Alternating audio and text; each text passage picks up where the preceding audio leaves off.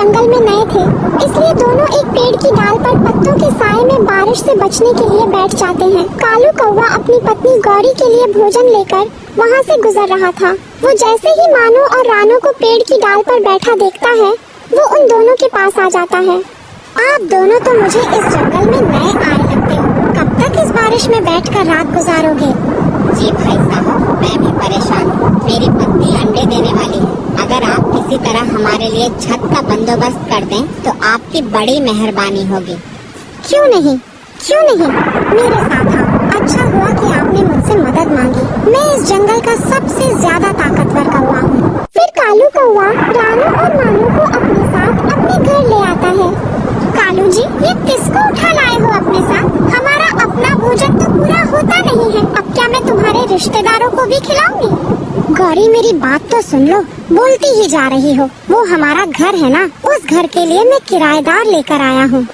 अच्छा, उस घर की बात कर रहे हो तुम? तो फिर आप मेरे साथ आए, मैं आपको घर दिखा देती। गौरी कौवी मानो और रानो को अपने साथ एक घर में ले आती है, जिसकी हालत कुछ ठीक नहीं थी, लेकिन बारिश से बचने के लिए मानो और रानो को एक छत चाहिए थी। बहन जी, आपका बहुत धन्यवाद जो आपने हमें बारिश की यह रात गुजारने के लिए घर दे दिया। मैं अंडे देने वाली हूँ, बारिश में ज्यादा समय रहती तो बीमार हो जाती। मैं कौन सा तुम्हें मुफ्त में रहने दे रही हूँ? जितने भी दिन यहाँ रहो, बस मुझे और मेरे पति को एक एक मीठा फल देते रहना। ऐसा कहकर गौरी कौवी वहाँ से चली जाती है। रानो, आप यहीं पर बैठे और मैं जाकर नदी से पानी ले आता हूँ। अनाज तो हमारे पास पड़ा है। ऐसा कहकर मानो मटका लेता है और पानी लेने निकल आता है। वो कुछ आगे आकर एक पेड़ पर बैठ जाता है। मुझे तो मालूम ही नहीं है कि इस जंगल में नदी किस तरफ है, पश्चिम की तरफ है या फिर उत्तर की तरफ है। आगे जाकर देखता हूँ, हो सकता है कोई पक्षी मिल जाए और वह मेरी मदद कर दे। ऐसा सोचकर मानो थोड़ा आगे उठता है तो तोता अपने घर के बाहर ही बैठा बारिश का आनंद ले रहा था। यह मौसम, यह बारिश, ये हवाएं, वाह वाह वाह। तोते, तू तो शायर बन गया। वैसे आप अच्छी शायरी करते हैं तोते भैया। बहुत शुक्रिया तुम्हारा, लेकिन तुम कौन हो? मैंने तो पहले तुम्हें जंगल में नहीं देखा। फिर मानो सारी बात तोते को बताता है। अच्छा, तो आप नदी खोज रहे हो, लेकिन उन कौवों के घर में ज्यादा समय मत रहना। जितनी जल्दी हो सके अपना घर जरूर बना लेना। बड़े चालाक हैं वह कौवे। फिर तोता मानो को नदी का रास्ता बताता है और मानो मटका लेकर वहाँ से उड़ता है। कालू, तुमने देखा था उनके पास कितना बड़ा अनाज का मटका था? हमारे घर में तो अनाज का एक दाना भी नहीं है। गौरी, वे हमें रोज एक एक मीठा फल दे दिया करेंगे, फिर भला हमें भोजन की क्या तंगी होगी? ओहो कालू, रोज रोज मांग कर खाने में और अपना भोजन होने में बहुत फर्क होता है। मुझे उस चिड़िया और उसके पति का पूरा अनाज का मटका चाहिए। गौरी, तुम्हारा लालच कभी खत्म नहीं होगा, मुझे सोने दो। ऐसा कहकर कालू कौवा तो घोंसले में लेटता है और सो जाता है, लेकिन गौरी कौवी आधी रात को अपने घर से निकलती है। रानो चिड़िया के घर की खिड़की खुली थी। गौरी कौवी खिड़की के रास्ते घर में घुसती है। हाय हाय, कितना अंधेरा है, अनाज का मटका कहाँ पड़ा है, मुझे तो मालूम ही नहीं है। अभी गौरी उड़ने ही लगती है कि उसका पंख मेज पर पड़े गुलदान पर लगता है और रानो की आँख खुल जाती है। कौन है यहाँ? गौरी कौवी जल्दी से खिड़की के रास्ते वापस भागती है। मानो लाइट को ऑन करता है। क्या हुआ रानो, आप ठीक तो हैं? न जाने क्यों मानो जी, मुझे ऐसा लगा जैसे हमारे घर में कोई घुस आया है। रानो, तुम घबराओ नहीं, मैं यहीं बैठा हूँ, तुम सो जाओ। अगली सुबह भी बारिश छम छम बरस रही थी। गौरी कौवी अपने 2 मीठे फल लेने आ जाती है। यह ले आपके 2 मीठे फल आज के, हम जल्द ही अपना घर बना लेंगे। अच्छा, तो इस कोने में छिपा कर रखती है ये छोटी चिड़िया अपना मटका। आज रात को तो चुरा ही लूंगी। रात हो जाती है। गौरी कौवी फिर से अपने घर से निकलती है। वो जाकर रानो चिड़िया के घर के सामने वाले पेड़ की डाल पर बैठ जाती है। कल तो मेरा पंख उस गुलदान में लग गया था, उस रानो की आँख खुल गई थी, लेकिन आज बहुत संभल कर जाना पड़ेगा। अभी गौरी ऐसा सोच ही रही थी कि उसे झाड़ियों में सांप नजर आ जाता है।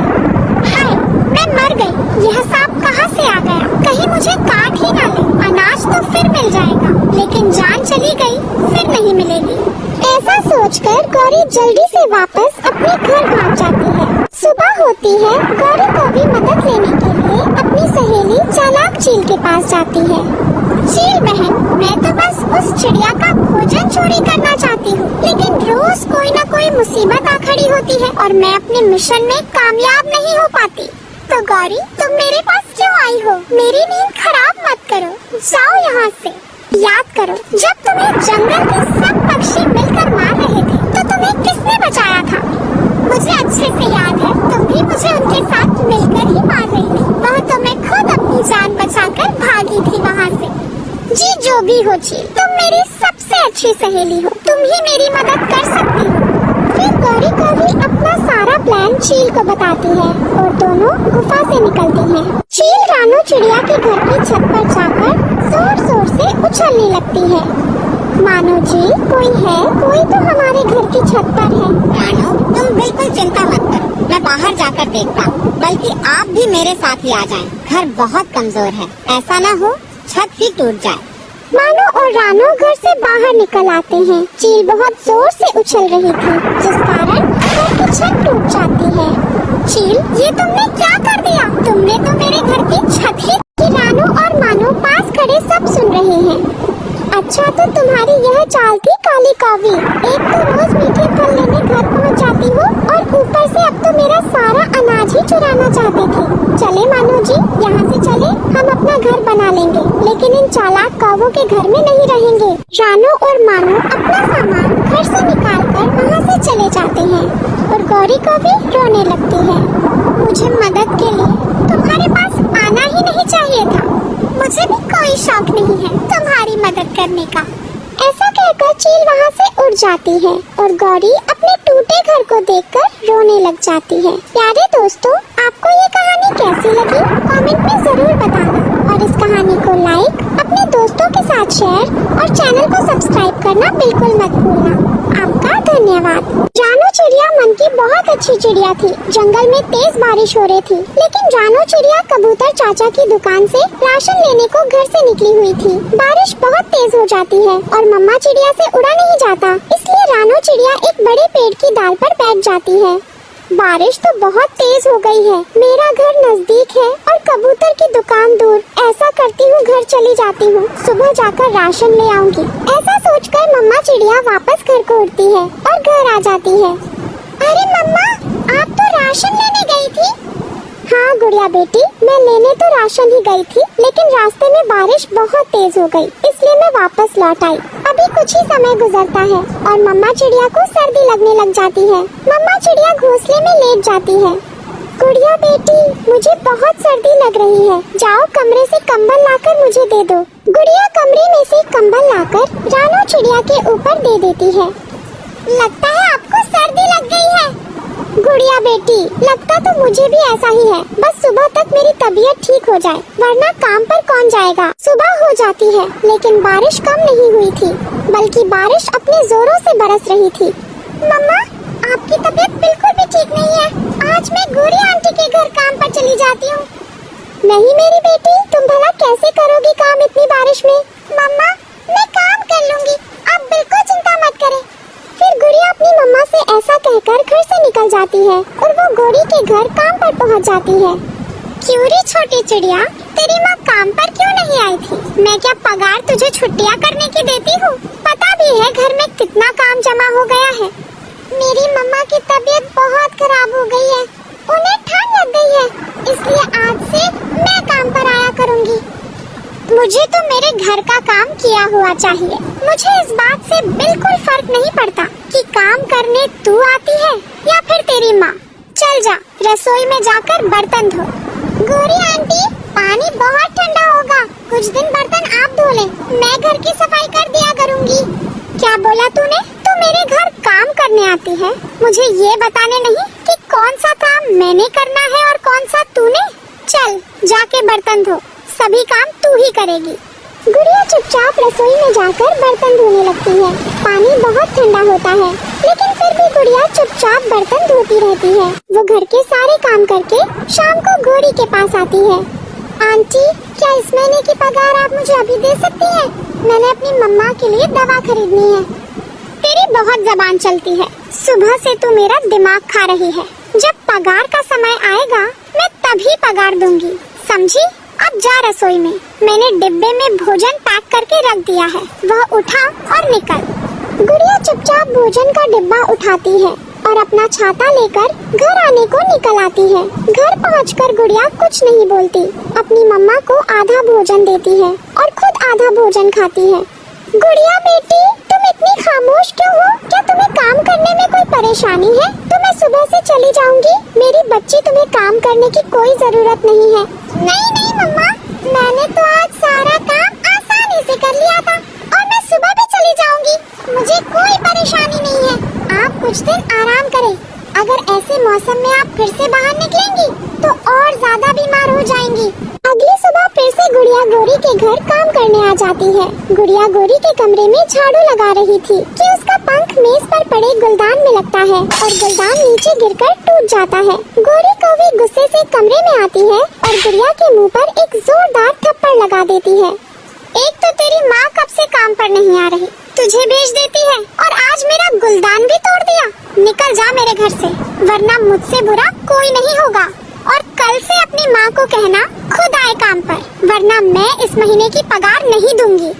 गुड़िया गौरी कौवी के घर से निकल आती है और बारिश में आकर एक पेड़ की डाल पर बैठकर रोने लगती है। अचानक उसके दिमाग में अपनी दोस्त मीना का ख्याल आता है। मेरी दोस्त मीना के पास इस मुश्किल का हल जरूर होगा, मैं उसके पास जाती हूँ। ऐसा सोचकर गुड़िया अपनी दोस्त मीना के घर जाती है और उसे अपनी सारी परेशानी बता देती है। अरे मेरी दोस्त गुड़िया, तुम पहले ही मेरे पास आ जाती। तुम्हें क्या जरूरत थी तुम उस गौरी के घर काम करने जाती? मेरे पास एक बहुत ही अच्छा आइडिया है। और वो क्या आइडिया है मीना दोस्त, जल्दी से बताओ। गुड़िया, तुम मेरी मम्मा से कुछ पैसे उधार ले लो और तुम एक गोलगप्पे का स्टॉल लगा लो। फिर जब तुम उस स्टॉल से खूब सारे पैसे कमा लोगी तो तुम मेरी मम्मा को उधार के पैसे वापस कर देना। गुड़िया बेटी, आजकल मीना के पापा का दूसरे जंगल में काम बहुत अच्छा चल रहा है, इसलिए एक स्टॉल लगाने के लिए मैं आपको पैसे उधार दे सकती हूँ। ये सुनकर तो गुड़िया बहुत खुश हो जाती है और वो मीना की मम्मा से पैसे उधार लेकर जंगल में जाकर अपनी दोस्त मीना के साथ गोलगप्पे का स्टॉल लगा लेती है। दोनों दोस्त गोलगप्पे बेचना शुरू करती हैं। गोलगप्पे ले लो, गोलगप्पे, मीठे खट्टे गोलगप्पे। गोलगप्पे खाओ और इस बारिश के मौसम का आनंद लो। जल्दी जल्दी आ जाओ, इससे पहले कि गोलगप्पे खत्म हो जाएं। कुछ ही समय में गुड़िया और मीना के स्टॉल पर बहुत सा रश लग जाता है और पक्षी गोलगप्पे खाने आ जाते हैं। ये सब देखकर गुड़िया बहुत खुश होती है। शाम तक गुड़िया को खूब सारा मुनाफा हो जाता है। मेरी दोस्त मीना, अगर तुम ना होती तो शायद उस गौरी का थप्पड़ खाने के बाद भी मैं उसके घर ही काम कर रही होती। गोलगप्पे के स्टॉल से डॉक्टर चाचा, मेरी मम्मा को तेज बुखार और सर्दी है, ये लीजिए पैसे और मम्मा के लिए सबसे अच्छी दवाई दे दीजिए। अरे वाह नन्ही गुड़िया, तुम तो बहुत समझदार बच्ची हो। अपनी मेहनत की कमाई से मम्मा के लिए दवाई ले रही हो। ये लो सिर्फ और गोलियां, तुम्हारी मम्मा बहुत जल्दी ठीक हो जाएंगी। इसके बाद गुड़िया उड़ती हुई कबूतर चाचा की किराना दुकान पर जाती है। कबूतर चाचा, मुझे दाल, चावल, आटा, फल और ढेर सारा अच्छा राशन दे दीजिए। अब मेरे पास अपनी मेहनत के पैसे हैं। यह लो तुम्हारा राशन। फिर शाम को गुड़िया अपनी मम्मा के लिए अच्छा भोजन लेकर घर आती है तो मम्मा चिड़िया हैरान हो जाती है।